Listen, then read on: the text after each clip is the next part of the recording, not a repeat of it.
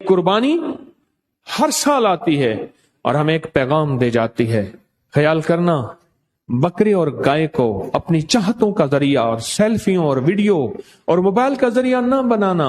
کہیں ایسا نہ ہو دنیا کے دکھاوے کے لیے ہو جائے، اللہ کے لیے نہ ہو، اللہ کے لیے نہ ہو، اللہ کے لیے خیال کرنا.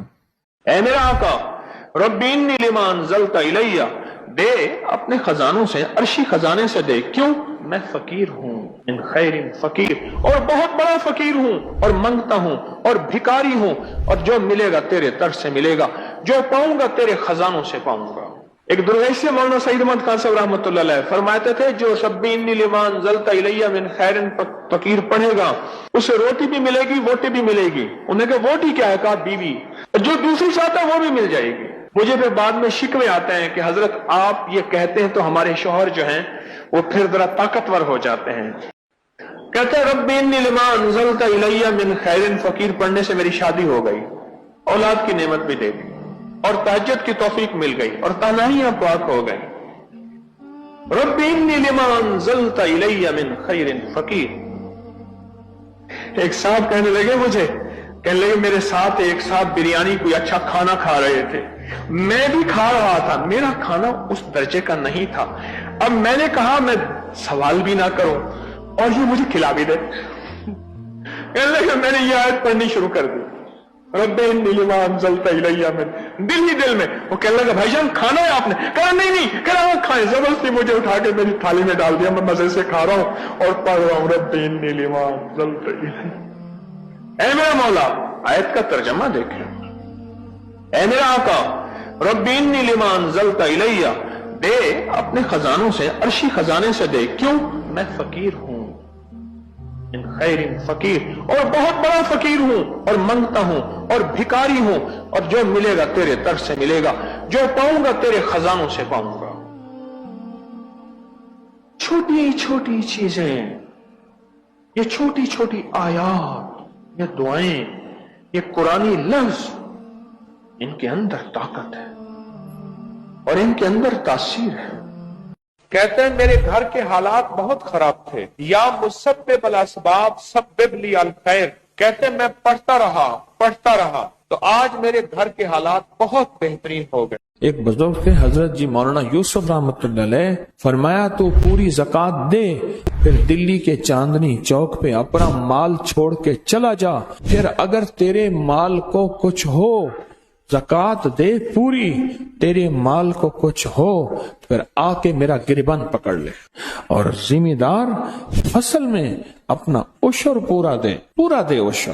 پھر دیکھ رب تیری زمینوں کو، تیرے رقبوں کو، تیرے کنووں کو، تیرے مالوں کو، تیرے ایکڑوں کو، تیرے مربوں کو اور تیرے بیگے کو کیسے بڑھا کے دکھاتا ہے. اللہ پاک اس کے خزانے میں ہے سب. ایک میری کوشش ہے، ایک آپ کی کوشش ہے، ایک میرا نظام ہے، ایک اللہ کا نظام ہے. اللہ اپنے نظام کو اپنے حکم سے چلاتا ہے. اللہ کہتا ہے ایسا کر لے میں تجھے کر کے دکھاؤں گا، تو ایسا کر لے میں تجھے کر کے دکھاؤں. سن لے میری بات کو غور سے. اللہ جل شانہ مرنے سے پہلے اسے اپنا مقام ولایت دکھائیں گے، اور وہ ولایت کا سچا مقام دیکھے گا، اور وہ ولایت نہیں اپنا جنت میں گھر دیکھے گا.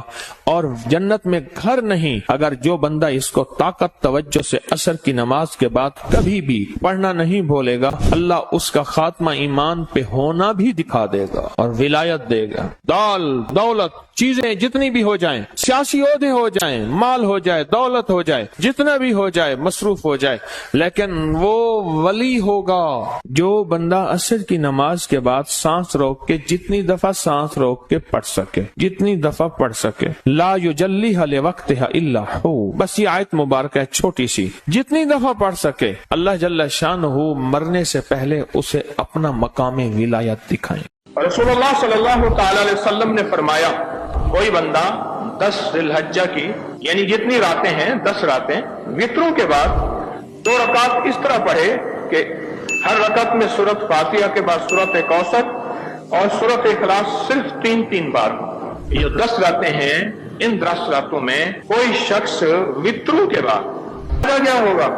اللہ اس کو مقام علیین میں داخل فرمائیں گے. ہر بال کے جسم کے ہر بال کے بدلے میں 1000 نیکیاں اور 1000 دینار صدقے کا ثواب عطا فرمائیں.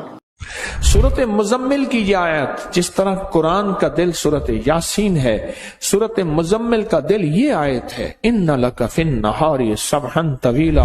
اس کا پتہ ہے معنی کیا ہے؟ مولا دن بڑے لمبے ہو گئے ہیں، دھوپ ہی دھوپ ہے، کوئی چھاؤں نہیں ہے. اب تو دن کو ڈھلتا دکھا دے اور مجھے کوئی چھاؤں دکھا دے.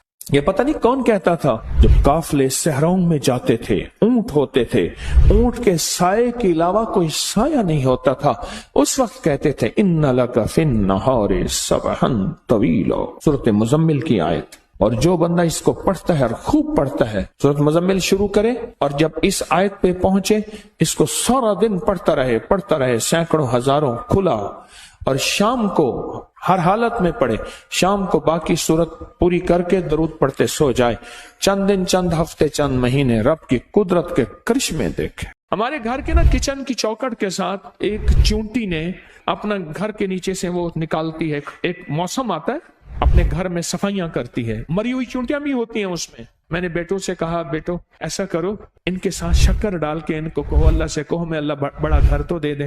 ہم شکر دیتے تھے، وہ شکر کھا جاتے تھے، پھر آگے تھوڑی تھوڑی شکر ڈالتے تھے، وہ شکر کھا جاتے تھے، شکر دیتے گئے، ان کو کہتے گئے، دیتے گئے. اللہ کا غیبی نظام چلا، اللہ نے عطا کر دیا.